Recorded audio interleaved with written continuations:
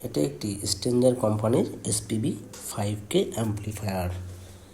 এই অ্যাম্প্লিফায়ারটির বা সাইডে সমস্যা আছে, left side goat problem. I am going to repair this amplifier. বা সাইডে সমস্যা আছে, দেখেন লাইটটা ব্লিঙ্কিং করতেছে, লাইটটা কিন্তু জ্বলতে পারতেছে না। এটা কিন্তু 200 ওয়াট বাল্বে কিন্তু একবারেই এটা অন হওয়ার কথা, কিন্তু অন হতে পারতেছে না। কারণ হচ্ছে এটা শর্ট আছে, লেফট সাইড শর্ট, বা সাইড শর্ট আছে বলে এটা কিন্তু অন হতে পারতেছে না। তো 3বার চারবার মারার পরে বাল্ব ব্লিঙ্কিং করার পরে কিন্তু এটা অন হয়ে যাওয়ার কথা। আমি এখন চেক করব কোথায় শর্ট আছে। এটা আগে একজন রিপেয়ার করেছিল, করার কিছুক্ষণের ভিতরে আবার নষ্ট হয়ে গেছে, যার কারণে আমার কাছে আবার নিয়ে আসছেন তারা। এখন দেখি,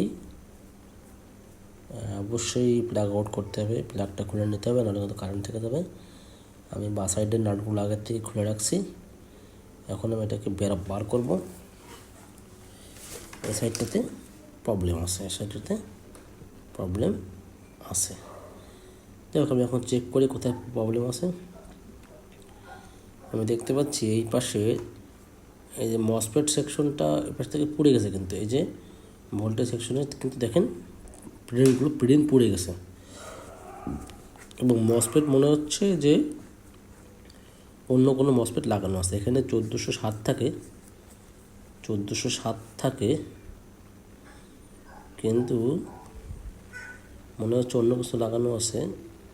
আমাকে এটাকে খুলে দেখতে হবে। এই প্রিন্টটা দেখেন, প্রিন্টটা এখান থেকে ডিসকানেক্ট হয়ে গেছে, মানে মসফেট শর্ট হয়ে যাওয়ার কারণে প্রিন্টটা পুড়ে ডিভাইডেড হয়ে গেছে। এখান থেকে কিন্তু জাম্পার থাকে, জাম্পারটা কিন্তু পুড়ে গেছে, জাম্পারটাও পুড়ে ডিসকানেক্ট হয়ে গেছে।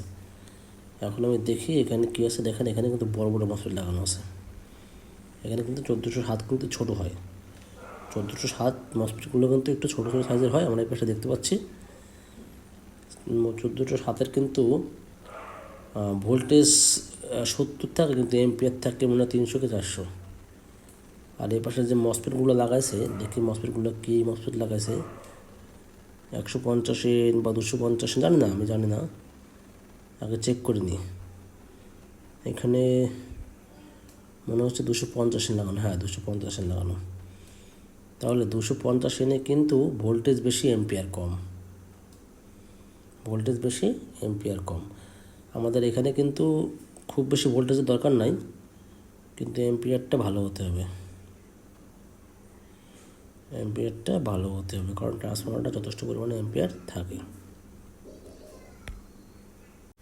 এই পাশে আমরা দেখতে পাচ্ছি, এ পাশে কিন্তু 1407 লাগানো আছে, অরিজিনাল কোম্পানি কিন্তু 1407 মসফেট ইউজ করে, 1407 মসফেট ইউজ করে। মসফেটগুলো কিন্তু এম্পিয়ার বেশি, ভোল্টেজ মনে হয় 70 কি 80 হতে পারে, কিন্তু এম্পিয়ার কিন্তু হাই এম্পিয়ার, 1407 300-400 এম্পিয়ার থাকে।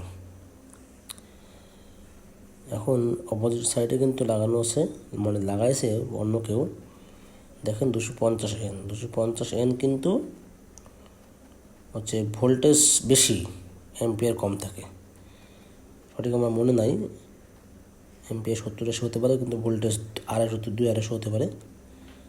হ্যাঁ, এখন এই পাশে দেখি আর এক সাইডটা আমি খুলতেছি, আর এক সাইডেও মনে হচ্ছে হজবড়লা আছে, ছোটো বড়ো দেখা যাচ্ছে। দেখেন এই পাশে 3টা 1407 আছে, একটা 250 এন আছে। এমন করলে তো ভাই হবেই না।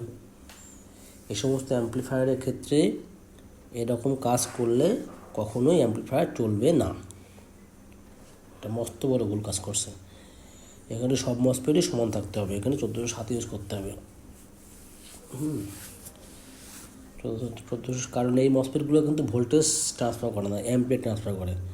এখানে অ্যাম্পিয়ার শক্তিশালী আলা মসফেটই দরকার। হ্যাঁ, আমি এখন এই মসফেটগুলোকে আগে চেঞ্জ করার পরে তারপরে প্রিন্টগুলো ঠিক করব, তারপরে অন্য কিছু দেখব। হ্যাঁ, আশা করি এগুলো চেঞ্জ করলে ঠিক হয়ে যাবে। এখানেই আগে কোনো মিস্ত্রি ডিস্টার্ব করে ফেলছে, যার কারণে এটা নষ্ট হয়েছে। সমস্যা নেই, আমি এগুলোকে চেঞ্জ করলে আশা করি ঠিক হয়ে যাবে। এখন এটাকে চেঞ্জ করবো। দেখেন আমি এই যে 8টা মসফেট নতুন নিয়ে আসছি, আমি এখন এই 8টা ধরেই, কোনো কথা নেই, কোনো চেক করার দরকার নাই, আমি 8টা ধরে চেঞ্জ করব। আমি এই ধরনের কাজই করি, আমি কখনোই পচা কাজ করতে পছন্দ করি না। হ্যাঁ, আমি যেটা করব, কারণ এই অ্যাম্প্লিফায়ারগুলো তো কারো শখের জিনিস না, এগুলো হচ্ছে মানুষের রুটি রোজগারের জিনিস, এটাতে ইনকাম করে খায়। সঠিক উপায় ঠিক করার চেষ্টা করি। Brother electronics, Maikpatti, Jessore. যে কোনো ধরনের অ্যাম্প্লিফায়ার রিপেয়ারের জন্য আমাদের সঙ্গে যোগাযোগ করতে পারেন। ধন্যবাদ সকলকে।